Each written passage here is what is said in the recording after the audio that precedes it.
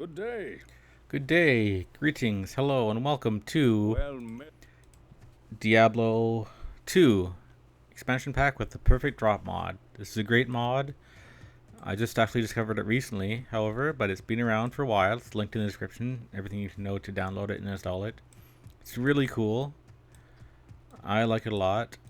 Diablo 2 is a game that I Good day played to you, Pop. a whole Good day. ton. And, playing a paladin. Yeah, I played it a whole ton online back when it was huge. Before World of Warcraft came out. I am Akara. There is a place of good day. So first things first, let's get started with the actual game so I can get going while I talk about the mod. There's a quest log.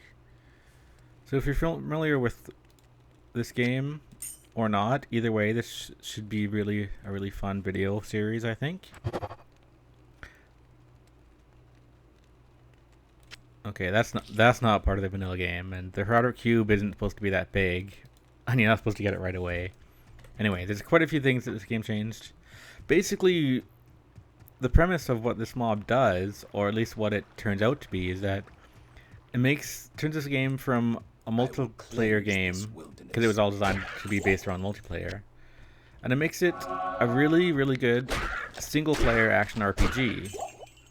Because there's a lot of downsides in playing this single player as opposed to multiplayer. So this really, I wouldn't say fixes all out of that, but in a way, yeah, it kind of does. It fixes a lot of that. It changes the game just enough to make it a good single player experience without adding any new content. Like there's a lot of really cool mods that are really good that add extra bosses or items or levels or mobs, things like that.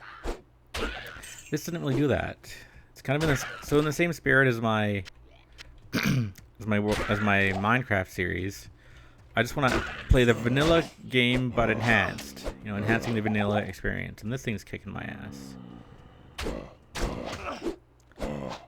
From what I've read, it apparently makes enemies a little bit harder, which means at the beginning, which means you level up a little bit faster, which is good because normally this place I think is pretty empty. This mod actually does it a lot. I probably won't even mention everything it does, but if I can manage to kill this guy, I might actually level up again, get some good drops. Yeah, so I was talking about the problems this game can have in multiplayer, because a lot of items it's really hard to get good items if you play this game vanilla, right? Because it was designed that way. It was designed so that good items were really rare and really hard to get. So that, what is that? Can I even identify it? Oh, it's gonna die pretty quick because it's ethereal, but it'll be nice. Yeah, so that items were really hard and rare to get, so you'd have to trade to get anything good. And that's just the way it was made, and it was great and it was fine, but... And also, certain items would have a large variety of stats to them. Like, you'd have a unique item, but it could have anywhere from, say, 50 to 100 enhanced defense, or anything in between. So you could have an 87 one, an 89 one. Even though the item was unique, it had a unique name, it had specific attributes, but you would have to farm really hard to get a perfect one. And that's where the name of this mod comes from. So every time you get that rare, unique item, it'll be the max stats. It'll be 100 defense, or it'll be 50 magic find or anything like that. So that's pretty cool. So it's not like you have to farm up 20 of these same one item just to get a good one. Because, getting an item with 51 defense when it could be up to 100 for that unique item, it's kind of depressing. It also makes these cool items in general drop a little bit more. Like you can see, I already got Fell Oak. A little bit like World of Warcraft, you have unique items that are named that have specific set stats. And then you have rare ones, which are yellow, which are completely random. So like here, for example, maybe the lightning resist could vary between 40 and 60 on a regular vanilla drop. But here it gives us the max. I don't actually know that's the case for that particular item, but that's the idea. And I think that's really cool, because if you're playing the single player, you don't want to farm one boss over and over again to get one specific item. You want to just play through the game once, get some cool items, kill some cool guys, get some loot, and be done with it. Like, games like Borderlands or Dragon Age Origins, you know, you're not gonna farm the same boss in Dragon Age Origins. I'm not saying that right. Dragon Age, just to get one item. You're gonna kill a boss and get the quest reward or the drop or whatever, and move on with your life. So it really makes it great for playing this game single player. I tried playing this online recently, and it's terribly filled with bots and spammers and gold farmers and people trying to sell you stuff, and it's just not the same game that it was. It's not the same as I remember. Here's the Den of Evil I'm looking for to do this quest. And then, of course, it adds... Now, this is one of the few... in this cave. Pretty sure this item isn't in the vanilla game. They also made this bigger. So they think this is one of the few items they added. We're also going to see new types of gem-type items. The other thing it does is it allows you to convert unique and rare items into a form of currency that it adds. Things like moonstones and horseshoes and things like that. So basically, the rate of these unique items is up to bit. So then you're going to get a bunch you don't need, and you can't trade them because it's single player. So instead of trading them, it allows you to convert them into this type of currency gem that you can then use to do other different things. Like you can maybe add sockets to an item, or transmute other items into different items. Like maybe it'll transmute one shield into a slightly different shield. Things like that. It's really cool. I'm looking forward to trying this. I did try this out a little bit, just on my own to check it out. I played as a sorceress, but I got bored because I played a sorceress a lot back in the day. My main classes were sorceress and Amazon, which is the ranged like archer type character. I played those a ton, and played barbarian was probably my third most character. So barbarian I also know very well. Paladin I only played till level 20 or 30, so I thought I'd try that out here. Figure that could be pretty cool. I don't have any identify scrolls, or I'd start identifying some of this and wearing it. Oh, I also linked this program called Auto Hotkey in the description. You probably don't need to use that. That's just something I'm using. Basically, it means I can hit Q instead of left click and E instead of right click, just to save on this click spam on the microphone and save my fingers too. I can just press and hold Q instead of spamming the mouse button. So I suggest if you have Diablo 2 and you haven't played it in a while, or if you've ever wanted to try it out, like maybe you tried Diablo 3 and you want to try a different similar game. Of course there's games like Torchlight, but this just really brings a lot out of the game. It really updates it a lot into a great single player experience. No, I've never played Diablo 3, so I'm not going to say anything about it, good or bad. I've never played it, never touched it, so... See, Dragon Scale, this is one of those currency gem items that can do different sort of cool things. We'll get to eventually once we get some more items to transmute and mess with. There's the boss, Corpse Fire. Get him out of the way. Quilted armor. Yeah, we just picked up one of those. So I turned the brightness up all the way. So I'm just gonna apologize right now for the black bars on the screen and also for how dark it is. I just want to show you how I turned this brightness up all the way. Actually, there's a little bit more I can do. So I apologize if it's a bit dark. And also the max resolution is 800 by 600. I can't change. That's just the max of the scale goes. This game was made so long ago. So there's not much I can do about that either. So sorry for the black bars on the screen. It's not the fault of me or the way this video is rendered. It's just I can artificially stretch it out, but that would just look weird too. So okay, I just need to finish this quest, then I'll wrap this video up. We'll try to keep episodes under 10 or 20 minutes as usual. I haven't been using my level ups, have I? I really should do that. That's probably why I'm getting my ass kicked too much.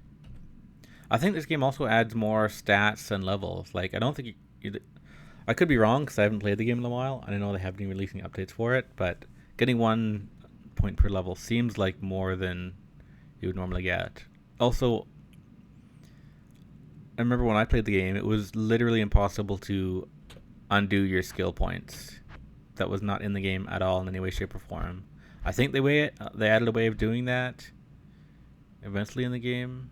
God, I don't even know what stat I want to do, but I guess I can always undo it. So let me go with offensive auras. Sure, let's go with might. Yeah, for now let me just max do a bunch of might and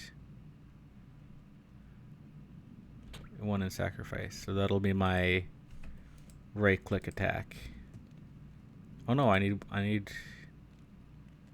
one for the aura, don't I? Okay.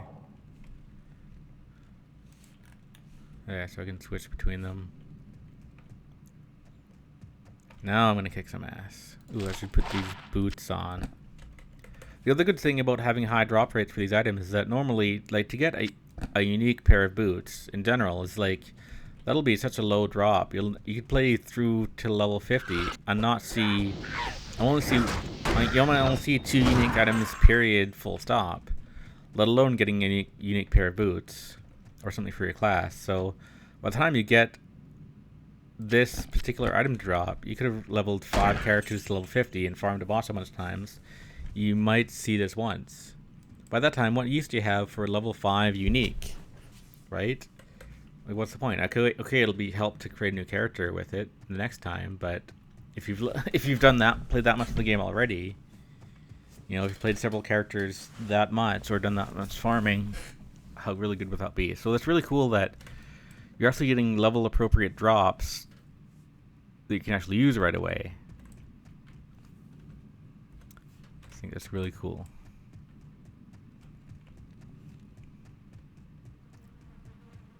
Like, I remember, you know, having a high level sorceress, you're farming for a boss because you want to get, you know, high level uniques at that point. If you have a high level character, you're farming certain bosses, you want to get a high level unique. So getting unique to drop that was just this, it was like, okay, well, that's garbage and that pisses me off, because if I'm going to get a unique, which is maybe a 1% drop, I want it to be something good, something high level.